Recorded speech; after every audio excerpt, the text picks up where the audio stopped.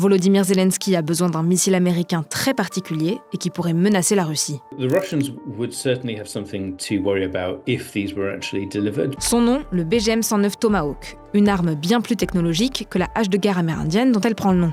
C'est un missile dit de croisière subsonique, c'est-à-dire un missile capable de voler à basse altitude, à la vitesse de 880 km/h, ce qui le rend très difficilement détectable par les radars et tout aussi difficilement interceptable. À son bord, il peut embarquer d'une part une caméra qui rend compte en temps réel des dégâts et une charge d'explosifs pouvant atteindre les 450 kg. Critically, they are very accurate. They have a variety of different guidance systems that mean that they can be fired at something and hit a specific part of a target, within a meter or two, basically. Si ces missiles sont autant convoités par le président ukrainien Volodymyr Zelensky, c'est notamment parce qu'ils ont une portée de 2500 km et qu'ils pourraient permettre d'atteindre des positions militaires russes situées bien plus à l'intérieur des terres. Au moins 1945 d'entre elles, les points que vous voyez là sur la carte, sont à portée des Tomahawks depuis le territoire ukrainien. Parmi elles, on trouve 76 bases aériennes ou l'immense usine russe de drones de Shached. Pour le moment, les missiles qui sont généralement utilisés par l'Ukraine peuvent parcourir une distance bien moins importante, entre 250 et 500 km selon les principaux modèles. Mais il y a notamment 2 raisons pour lesquelles il va être difficile pour Volodymyr Zelensky d'obtenir des Tomahawks. La première, c'est son prix.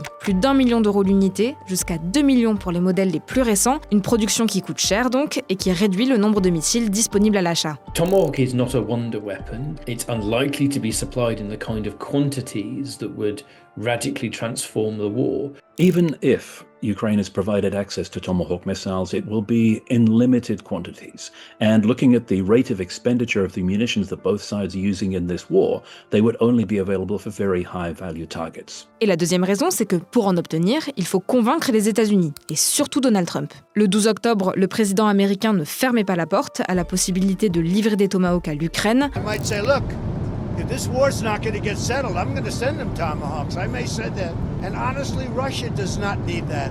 We may not, but we may do. I want to see the war settled.